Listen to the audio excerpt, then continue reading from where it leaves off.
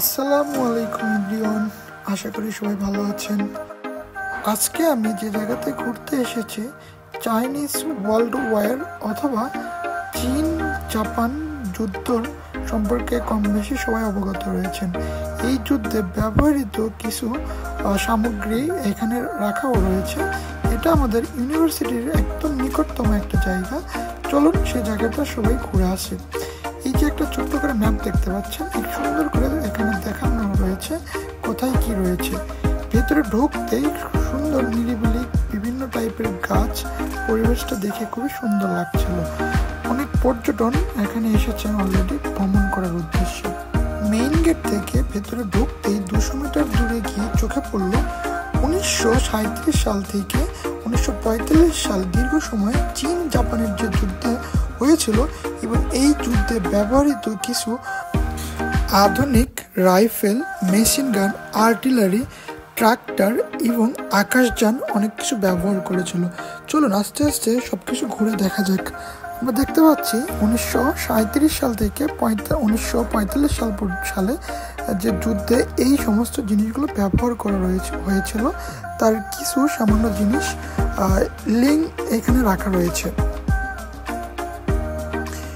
দেখতে পাচ্ছি এখানে একটা ফ্লাইট জেটও দেখতে পাচ্ছি। এগুলো সরাসরি ব্যবহার করা হয়েছিল যুদ্ধের সময়ে।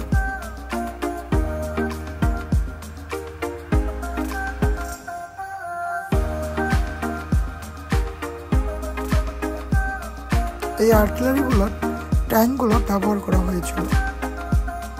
এরপর এইগুলো সুন্দর করে রক্ষণাবেক্ষণ করা হচ্ছে। আমরা এখানে 5টা ফ্লাইট জেট দেখতে পাই। আমি কিছু ভিডিও করে নিচ্ছিলাম। এগুলো সরাসরি যুদ্ধের কাজে ব্যবহৃত করা হয়েছিল।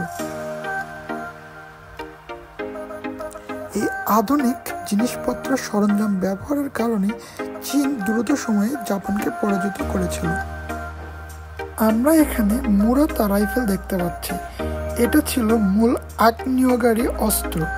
যদিও জাপানিজ সেনাবাহিনীরা মাত্র 2টি ডিভিশন আধুনিক রাইফেল 22 রাইফেল ব্যবহার করেছেন।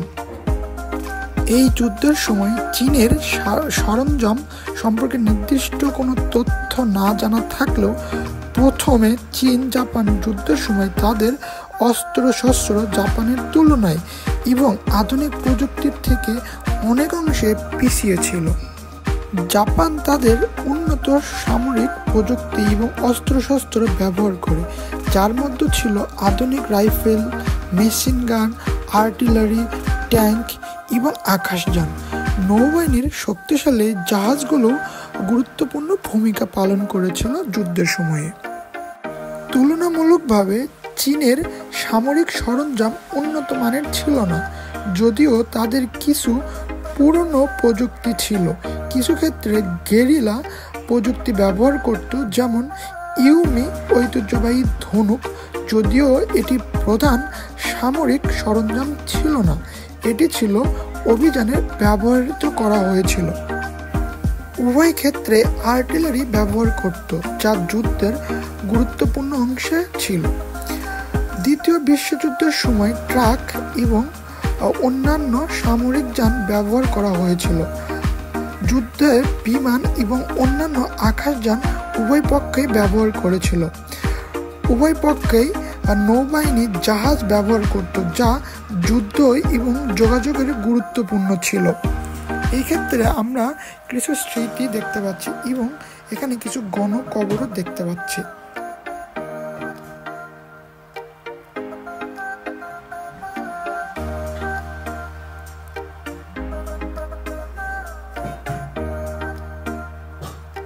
এখানে শহীদদের জন্য সুন্দর করে স্মৃতি ধারণ করা হয়েছে।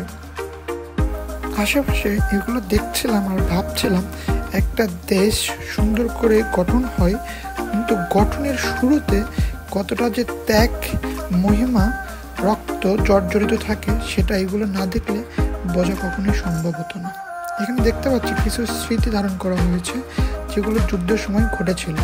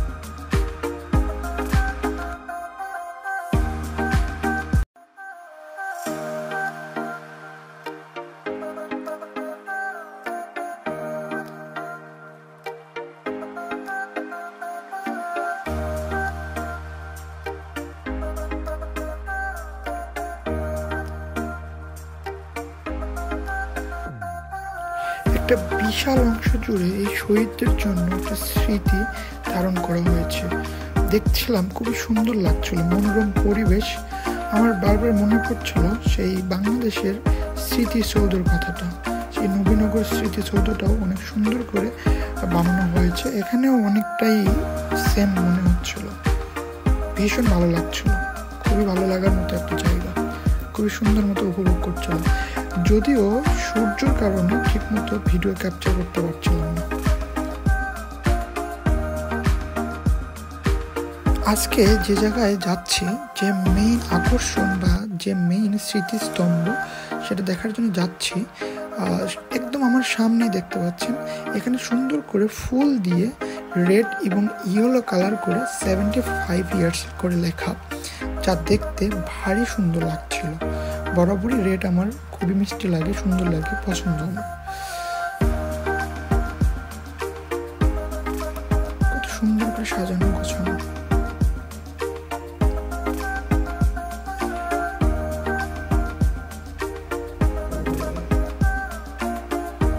এখানে শুরুতেই দেখলাম কিছু সে যুদ্ধের সময় সুন্দর করে ফটো ক্যাপচার করা ফটোগুলো তুলে ধরা হয়েছে। বিভিন্ন জায়গায় যে হামলা করা হয়েছে, বিভিন্ন জায়গায় যে যুদ্ধ হয়েছে তার চিত্র, আলোকচিত্র তুলে ধরা হয়েছে, দেখতেই পাচ্ছেন। কত শত শত মানুষ নিহত হয়েছে, আহত হয়েছে।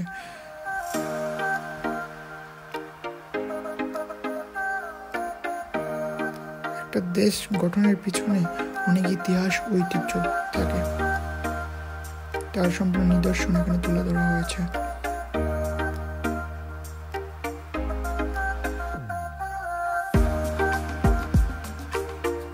চাইনিজে তাদের সম্পূর্ণ ইতিহাস লেখা রয়েছে।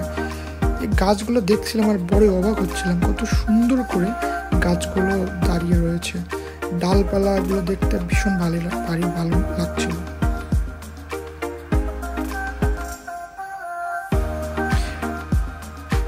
এটা হচ্ছে মেইন স্তম্ভ বা মেইন স্মৃতিস্তম্ভ। পাথর কেটে কেটে এই স্তম্ভগুলো তৈরি করা হয়েছে।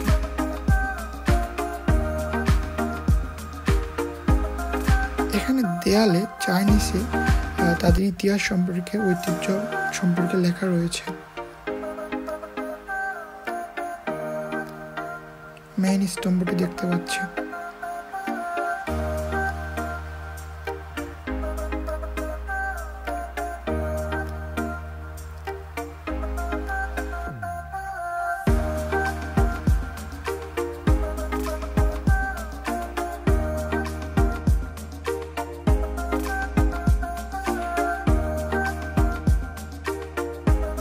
যুদ্ধের সময় কিছু আলোকচিত্র তুলে ধরা হয়েছে, যা দেখতে খুবই সুন্দর লাগছিল। কিভাবে যুদ্ধ করা হয়েছে, কিভাবে শত্রুর মোকাবেলা করা হয়েছে, সেই সব জিনিস তুলে ধরা হয়েছে। কত মানুষের যে তাজা প্রাণের বিনিময়ে একটা দেশ অর্জিত হয়, এসব না দেখলে কখনোই বোঝা যেত না। শহীদদের জন্য স্মৃতিস্তম্ভটা তুলে ধরা হয়েছে। এখানে ফুল দিয়ে শহীদদের জন্য তাদের স্মৃতি স্থাপন করা হয়েছে। এখানে শ্রদ্ধা জানানো হয়েছে জাতির শ্রেষ্ঠ সন্তানদের জন্য।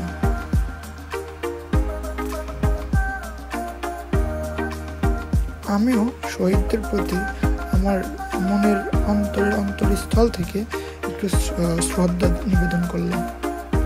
সময় স্বল্পতার জন্য বেশি একটা সময় আমরা থাকতে পারিনি, তাড়াতাড়ি দেখে দেন চলে এসেছে। আস্তে আস্তে দেখার পরে নিচে নামার পথে দেখতে পাচ্ছিলাম গাছগুলো কত পরিপাটি হয়ে দাঁড়িয়ে রয়েছে, কত সুন্দর করে সাজানো গোছানো এই স্মৃতি।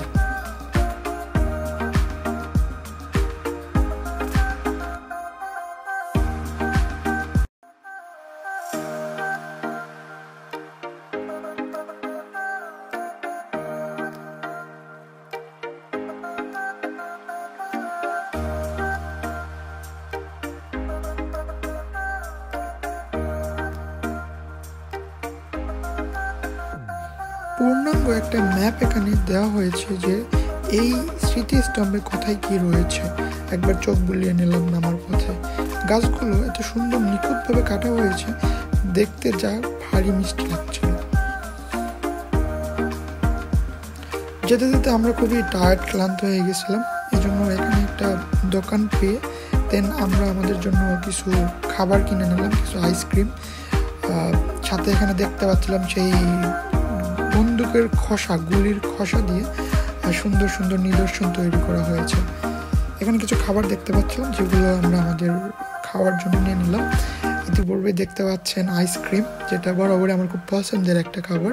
সালাম জানাই সেই সব শহীদদের প্রতি। সবাইকে অসংখ্য ধন্যবাদ। আমরা আজকের মতো ভিডিওটা এখানে শেষ করলাম। যে জায়গাটা ঘুরলাম খুবই সুন্দর লাগলো। আমরা আর কি বের হয়ে যাচ্ছি, পাশেই বাইক রেখেছি, বাইক নিয়ে এখন ক্যাম্পাসে চলে যাব। সো সবার যদি ভালো লাগে প্লিজ আমার ভিডিওতে একটা কমেন্টস, একটা লাইক করে, একটা পারলে শেয়ার করে দিবেন। পরবর্তীতে আবারও দেখা হবে নতুন কোনো ভিডিওতে। সে পর্যন্ত ভালো থাকুন। আল্লাহ হাফেজ, bye bye, see you soon.